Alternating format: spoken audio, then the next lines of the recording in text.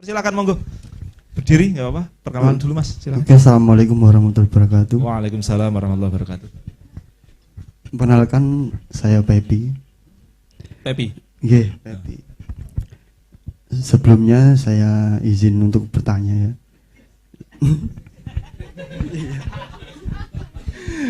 Tadi dari beberapa penjelasan dari penulis saya kira sangat detail.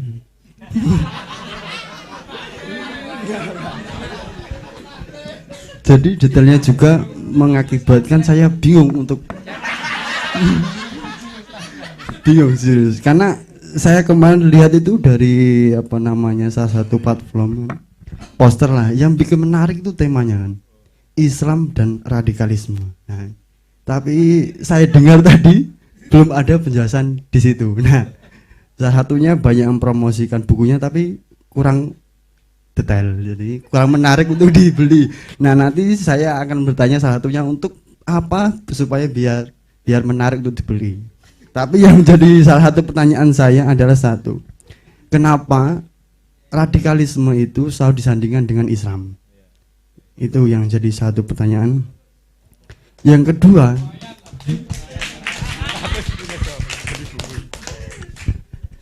kedua, kenapa radikalisme itu kayak suatu momok yang sangat menakutkan?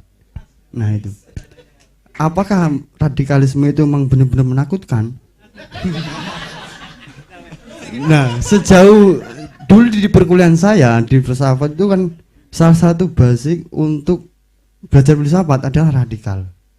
Nah, setahu saya atau mungkin hemat pengetahuan saya, radikal itu kan mendasar atau mengakar. Nah, kemudian apa yang menyebabkan terorisme itu? Yang ketiga pertanyaan itu. Kalau seandainya terorisme itu diakibatkan karena salah satu cara berpikir radikalnya, berarti menakutkan sekali. Nah, dan menurut saya radikal itu sendiri menurut saya bukan menakutkan. Karena semakin dia radikal berarti semakin paham. Dikatakan radikalisme berarti dia sudah memahami sampai ke akarnya. Dan tindakan radikalisme itu sangat berbeda-beda. Kalau di masalah politik memang dia menakutkan. Contoh katakanlah kalau seandainya radikalisme yang dipahami saya pahami sendiri karena menurut saya enggak menakutkan karena dia memahami sampai dasarnya. Semisal kayak Gus Bah karena dia sangat radikalis. Karena dia sangat memahami betul. Tapi enggak mengakibatkan terorisme. Nah itu. Kemudian yang jadi 4 pertanyaan jadi. Akhirnya saya juga berpikir apa agama terorisme itulah itu. Mungkin itu saja. Terima kasih. Ya, terima kasih Mas Pepi. Pertanyaannya 4.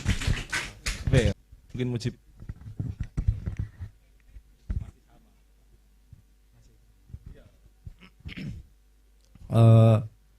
Oke, ini coba saya jawab ya.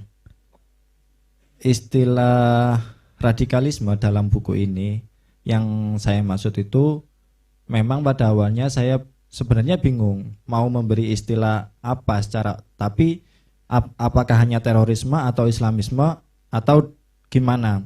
Karena memang pada dasarnya sebagaimana yang jenengan sampaikan bahwa radikal sendiri secara harfiah memang cara berpikir yang berakar. Jadi artinya mereka memiliki pengertian yang kuat tentang radikal itu sendiri, tentang salah satu pemikiran itu sendiri. Nah, cuman dalam buku ini saya menempatkan radikalisme itu sebagai salah satu cara yang mereka pahami atau kelompok pahami yang menggunakan kekerasan.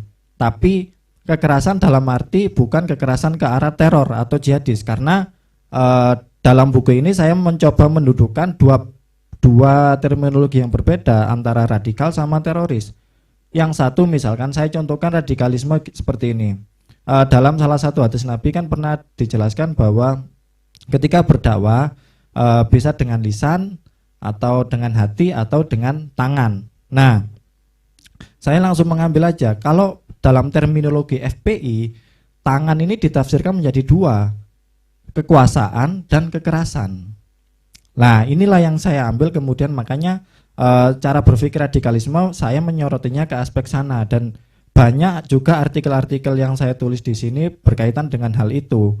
Bahkan juga mereka banyak juga menggunakan terminologinya Ibnu Taimiyah, misalkan amar ma'ruf nahi mungkarnya Ibnu Taimiyah untuk melegitimasi dan menjustifikasi gerakan misalkan penggerbekan waktu bulan puasa ataupun penutupan gereja-gereja yang tidak diizinkan dan lain sebagainya.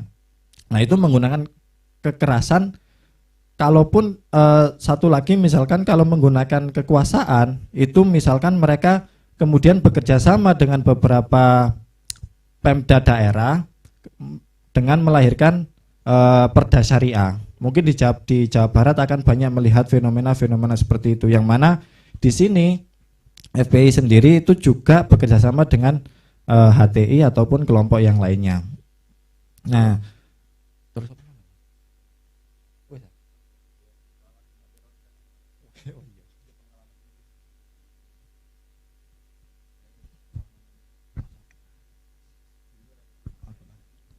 Oke, kalau pengalaman menulis ini sih Mas, apa namanya?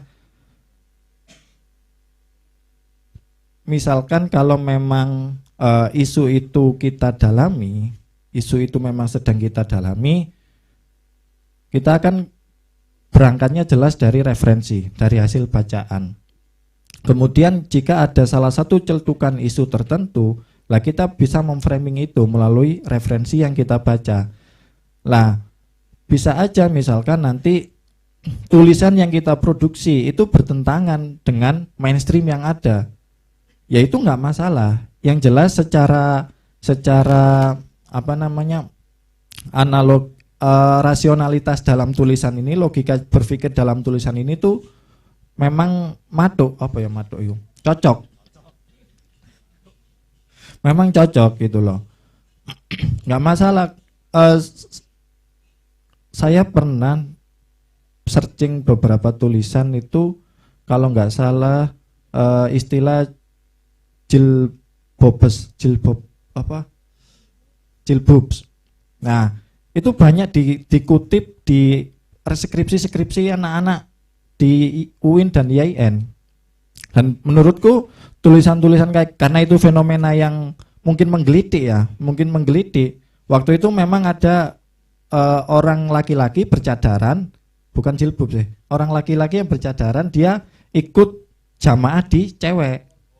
Apa istilah? Apa di situ? Nah, pernah kan ada fenomena kayak gitu, dan itu langsung booming gitu loh. Untuk melihat, karena sedang tren, mungkin nanti misalkan di main Twitternya di Islami itu juga dinaikin, akhirnya hashtagnya itu juga main, akhirnya tulisan itu muncul ke atas seperti itu. Jadi tinggal kita berani aja, nggak apa-apa. Kalau memang itu salah ya kritik aja. Itu aja Mas.